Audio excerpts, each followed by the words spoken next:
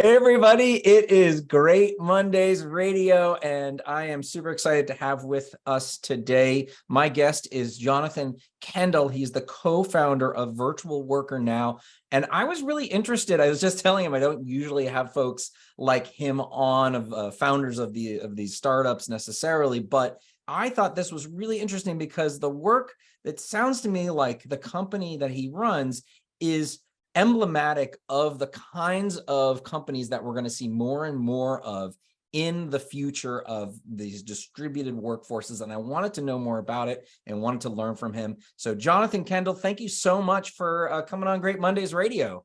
Yeah, thank you for having me. I'm excited. I appreciate you having me. Yeah, so let's just do a quick sort of just level setting. So just briefly, if you wouldn't mind, what's Virtual Worker Now? And when did you start it? Why did you decide to do this? Yeah, so my background originally is in copywriting, and that's where I cut my teeth with digital marketing. Then I was the first employee at a proper Silicon Valley startup in San Francisco for a couple of years. Ended up becoming the CEO of that company.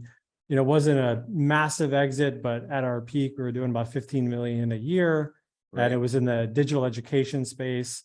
And so, learned a lot throughout that process, but during it, we needed a lot of customer support agents, a lot of video editors, a lot of graphic designers, a lot of copywriters. And in San Francisco, locally, just with the market there, even a customer support agent that's answering email, if you include taxes and payroll, you're looking at north of $100,000, to be honest, in downtown San Francisco. And so just like any other company, we're thinking, okay, can we maybe have our customer support be outsourced? And we started that process, but I met my now co-founder, Yusuf Sabri, who's kind of an influencer in the Arab-speaking world. And he said, you know what, we can also provide video editors and graphic designers and copywriters.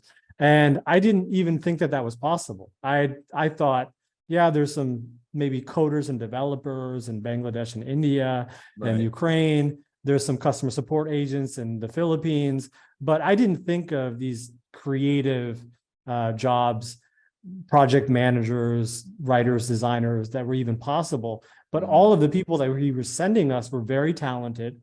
And so we just kept on scaling. And I ended up giving him so many referrals of my entrepreneurial friends. Hey, you should work with Yusuf.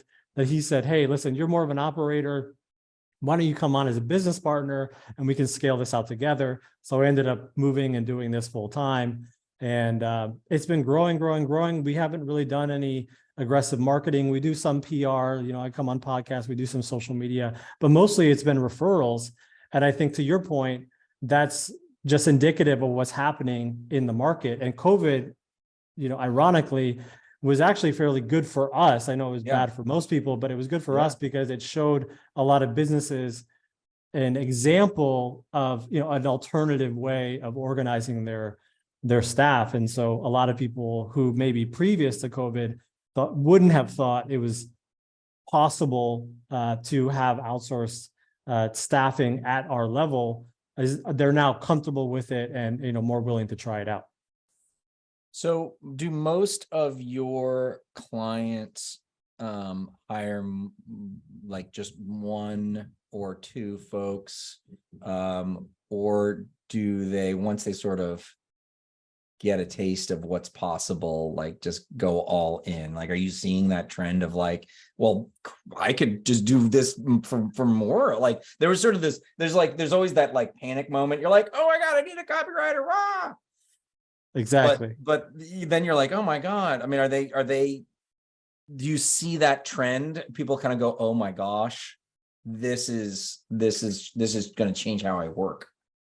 Yeah. And I'll say even more extreme is we do a free sample for almost everything. So for example, in web development or funnels, just using the technologies and software stacks that are available right now, we often will create a mock-up of what we would want you to do before we even send you the invoice.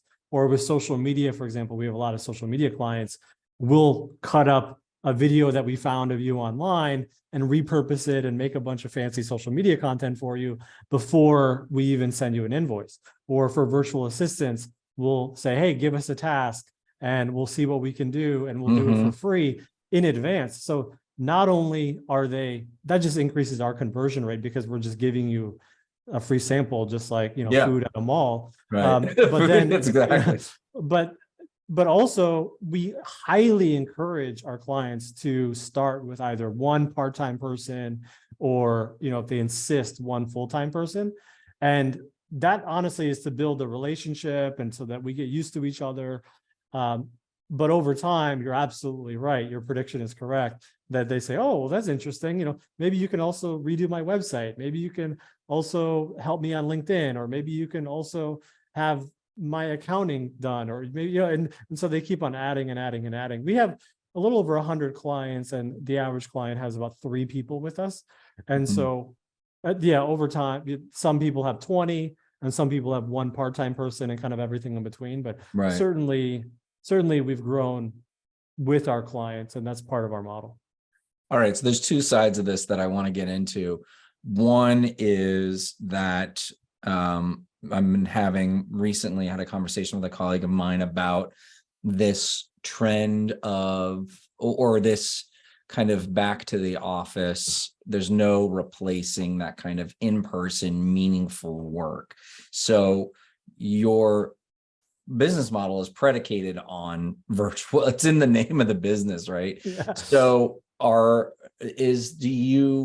maybe you have zero insight into this piece of it, but to me that this feels like the opposite. You're just like picking up a person and asking them to do tasks. They're not really part of the team necessarily, or maybe are they? Are you seeing business leaders looking for ways to connect their team with the virtual workers that they're bringing in, or is that not the role? Maybe that's, I'm just trying to understand, or collect data to predict the future. What are you seeing as far as like teamwork? They come together, they don't care, like where are your folks at? A little bit of both. Yeah, so what we're seeing is this idea of pods. So let's say Pods. I'm a founder or co-founder, and then we have a couple executives that have key roles: marketing, sales, product, R&D, PR, whatever your industry is. It's all going to have something different. But let's say we have 5 heads. So that, I think, can totally be in an office together and that collaborative energy. But the marketing department, the head of marketing, might not be doing the video editing or the copywriting or the design. They might not be literally in Photoshop doing the work. And so what we found is that a lot of our clients that are very successful is that it's this dual model where the head decision makers, the creative people in the team, will often still be in-house. But each individual one, instead of having to do busy work, they can scale their brain a little bit more, because now instead of hiring one video editor, you can hire a video editor and a copywriter and a graphic designer and a creative director, 4 people for probably lower than the price of one person. So your head of marketing now has this team that they can execute with whatever their vision is quickly and more efficiently. And so it's kind of a hybrid model is what we're seeing. It's, we're not giving people executives, obviously, or, key decision makers, but we're able to leverage their brains and amplify what they're up to by giving the company a more cost-effective way of leveraging those executives. Okay, cool. Yeah, that makes sense. So basically amplifying, you're giving people their like robo suits, right? Of like exactly their capacity. That's interesting. All right. So that then kind of makes sense. The other element of this, the culture element of this, like how do you create a consistent experience? I would expect that you would want to make sure, I mean, you're promising, you obviously have the free samples, you're promising the certain level of work, 100% English proficiency. So there's there's the sort of like basic features of this, let's call them, right? Where you're like, you're definitely going to get X, Y, and Z. You got to promise these things. But then there's kind of the cultural aspect of it. So are you putting in any energy or effort into culturally onboarding the people that you work with, as opposed to just, like saying, oh, video editor, you do a great job on videos, you can come on through? Yeah, 100% is very important. And the way that we approach it is by having, a two-sided funnel and having a very wide net on the one side of the funnel. So which side of the funnel? What do you mean? the recruiting side. The So recruiting side. Okay. the finding the talent side. So we have to be doing that constantly. We have a full-time HR department, full-time recruiting department, and we have, through an automated system, a series of tests. So, English, creativity, specific skill tests to whatever they're applying for, all of these different tests before they're ever even given an interview for us. Then they have 2 interviews with us. Then they have internal training for 2 weeks. And then they're given an interview with a client. And so by the time they've reached even introducing them to a client, they've gone through a month of filtration and training. And then the final filter is the client themselves, because they, some clients are more KPI based. This is what I need. I don't need you to be creative. I just need you to do the job. Yeah. Whereas other clients are, you're my family. I'm going to send you birthday presents. We've had clients fly to countries and meet them in person and take them out to dinner and, and everything in between. And so, I don't want to step on the toes of the actual company culture, but I do want to give them someone that, first principles, is proficient in doing the job and has the soft skills also, just the basics of, okay, when you clock in, you're going to clock in on time. You're going to track what you're doing every hour. There's going to be, just all of that kind of stuff. Operations. Operations. So all of that's already built in. And then we'll always give a new client multiple interviews. So we say, hey, these are 3 people that we think would be good for you based on what we're seeing and your job description that you need. And then they interview them with one of our internal managers. And then they say, hey, you know what? I really like, John, I really like Sally, but, let's try someone else for this person, or I don't like any of them. And then we'll give them 3 more. And so that's why we have to have this constant flow. So at the end of the day, it's, it's ultimately the clients, it's their business. Right. But we're trying to filter as best as we possibly can. What's interesting to me is, like, I think about a traditional business, and they might do the proficiency tests. They will do kind of the cultural interviews, and then they'll bring them on for their onboarding or their training. And in your case, there's no, like, there are some internal practices. You got to track this way, and this way, but they're not working for you. They're working through you. So exactly. My question is, what are you talking about? What are you teaching them in those 2 weeks, right? Because you've already done, okay, great. Yeah, clearly they've checked all the boxes and they haven't gotten to the actual customer yet. So what's happening in those 2 weeks? Yeah, so we have different departments. So each department is going to be slightly different. So let's use video editing as an example, because we do a lot of social media. So, the first thing that we'll do is give them our software stack that we prefer. So we'll say, okay, you're using Adobe Premiere, but are you also using Descript? Are you also using these 3 softwares that you can get audio from? Are you also using these 2 softwares that you can get B-roll from? This is how you search for other B-roll in the future. Okay. These are our 20 templates that are trending right now in social media. So there'll be this kind of, this is what's happening in the market. And then these are additional softwares that you didn't learn at university. Okay. That are trending, right? Yeah, exactly. And we kind of take them to, a slightly higher level.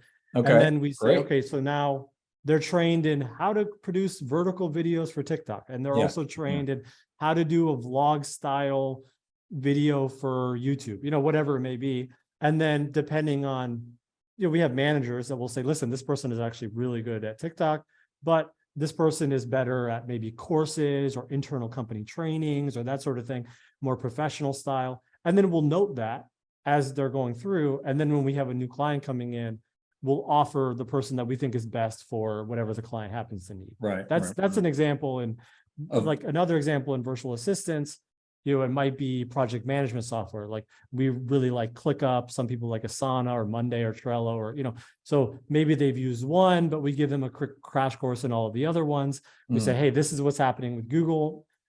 Every couple of months they're updating how everything communicates with each other. And a lot of our clients are, okay, this tag in Google Docs need to automatically send this to this email, and then it needs to add to Google Sheets, and things like that are happening in real time. We're always creating new trainings and then updating our systems accordingly. All right.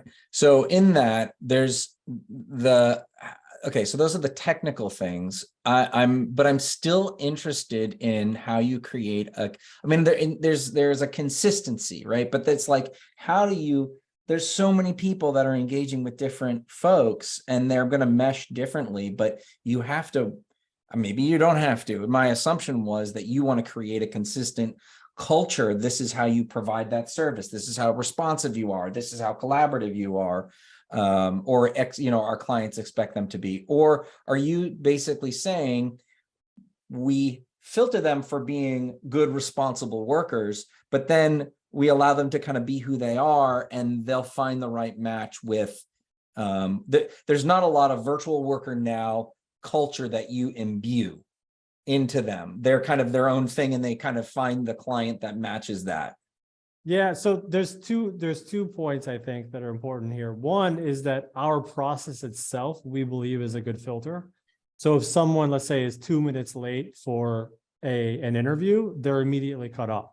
Which is the benefit of having a large top of funnel, is that if any moment along the path they're not doing things appropriately, they'll never even get to training. So there's a lot of like just basic professionalism filtration just happening through our process. Okay, and then we do have a couple days of internal cultural training.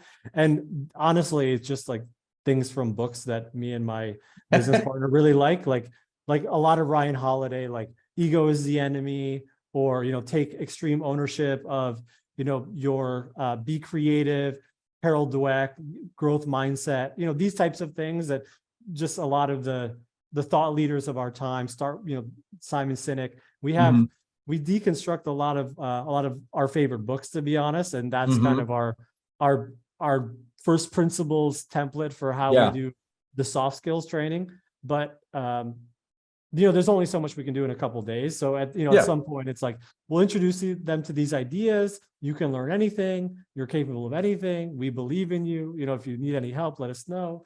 And, take ownership and be creative and all these basic things. But at the end of the day, it's ultimately going to, you're right. It's going to ultimately be, I'd say 80% up to the client to like really cultivate that culture. Do you have a copy of Great Mondays in your library? I think no, we don't. I need to get it. You need to get that, man. It's first principles, all that stuff. Yeah, I love it. Very cool. All right. So let's do a little game of prediction. So you're here. I think that there is a lot to know. There's a lot to learn from. Clearly, you've run tech companies before. You have a really great process. It's often the kind of the outsourcing or it might be like a shortcut. And but it sounds to me like you're really investing a lot in your own staff to make sure that this is going right. What do you see in the future? Like what will companies look like in the future? Is it just going to be more and more of these like pods that you're talking about? Is there something else, trends that you've seen? What can the folks that are listening to this podcast who are HR leaders in the space what can they start looking for to kind of amplify, or what is the end state? And they can choose whether they want to or not, but like, what do you see happening in the world when it comes to the way businesses are structured and organized? Yeah. So I think that, and maybe this is not, full corporate Procter and Gamble where there's, 50 layers of hierarchy, but That'll be the yeah, last bastion, right? yeah. It's going to take a while to get to there, but let's say there's, 4 or 5 layers, like it's a 10, let's say $3 to $50 million a year company, something like this. Like these are, most of our clients are in this space, so I can only speak to this space. But what I'm noticing and what I think will continue happening is this idea of you have, the founders or the CEO, and then you have, instead of needing a executive class or decision-making class of 30 people, you may only need 7 or 8. And if you give each one of them a pod of 4 or 5 people to execute on their vision, this is where I think the main difference is that more and more and more companies like mine and agencies are going to have to produce a better product faster because of AI. Because every person and every company in the world is having a bit of an existential crisis right now, which is like, I love this website, futuretools.io. And it's basically an aggregator of all of the new software, all of the new AI softwares that are coming up all the time. Yeah. And every day it says, here's the new ones. You can also search, for whatever you're looking for. I want accounting AI softwares, and it'll give you the 50 and why they're good or bad or whatever. So it's a really great tool, but it's happening so fast that, I know me as a business owner, I'm always asking myself, like, what is the software stack that I'm missing that would 100% increase our efficiency in whatever it may be? And the more and more and more that happens, the faster and the better our employees will be. And so if you have someone like me who has a video editor that's able to also use 5 other AI plugins or softwares to do something that in Hollywood would have taken the best video editor in the world 3 months, and now a video editor with 2 weeks of training who lives in Lebanon can do the same thing in 1 hour.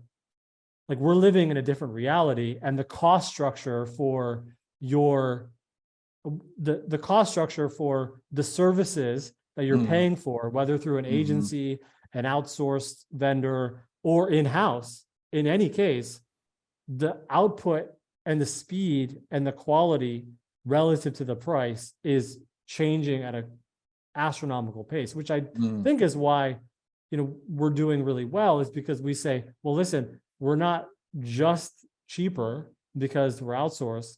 We're now also better. Like, we would challenge you to hire a graphic designer to sit next to you locally in Portland or Seattle and do better than our graphic designer, because we have a team that's training them on all the softwares, and we also are giving them access to the enterprise level versions of those softwares immediately, whereas that one individual graphic designer might be in their own head, kind of doing their own project. So there's a network effect happening with, what we're doing and what agencies are doing with AI, that I think businesses are going to either at some point, it's going to tip the scale where they're going to have to hire, there's just going to be no reason, honestly, to have someone and pay them 10 times more than you could. Now, that doesn't mean that the decision maker, the creative director,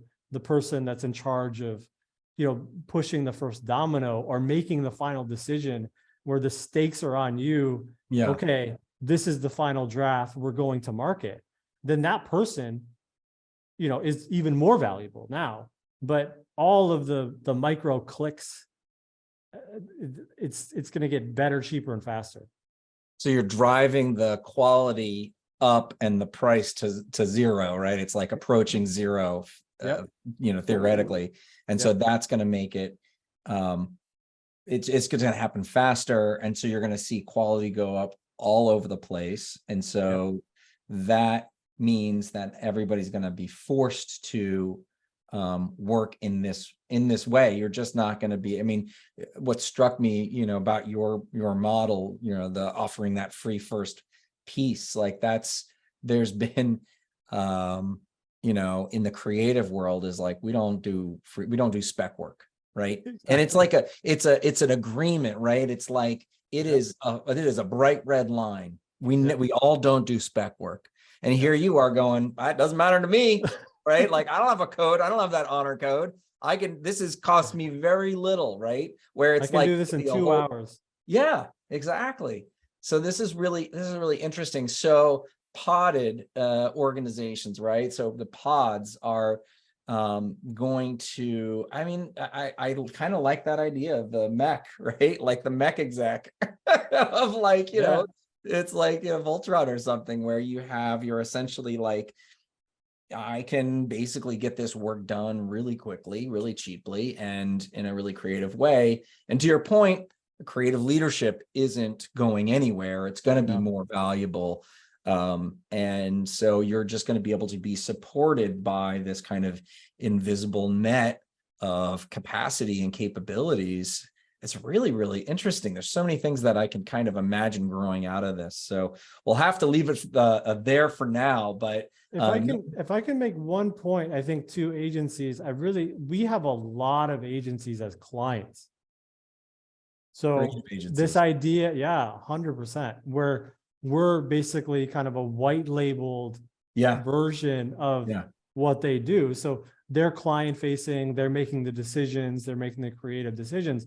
But, literally we have agencies that have, 2 or 3 people, but they may have 30 clients that they're working with, but they have 12 video editors with us, and they have 10 graphic designers, so there's, so agencies, I think, if, I don't know, I'm not in that world in terms of like the red line, but I think agencies now can do spec work if they want with the right software stack fairly quickly. Right. And, it only takes one to, to the union line, that only takes one to break the union line, so it's like, it might, I don't know. I'm not trying to create I don't consider ourselves like a design firm, but, we do work with design firms. So I don't know. It's interesting. Yeah. No, it's a changing world for sure. And you can choose to get in there or not. And you are enabling, a porous borders, right? A globalization of creative talent and access 100%. to that. And then this, to me, is the distributed world that we live in. This is the promise of being able to not just employ, but utilize incredibly talented people from around the world. And that, I think, is probably only beneficial ultimately for businesses locally and, nationally and internationally. So very cool. Jonathon Kendall, appreciate it. Co-founder of virtualworkernow.com. Check it out. He gives freebies just like at the mall. And I think it's really interesting, and I really, really appreciate you talking to me about it. Yeah, thank you so much for having me on. I appreciate it. Yeah.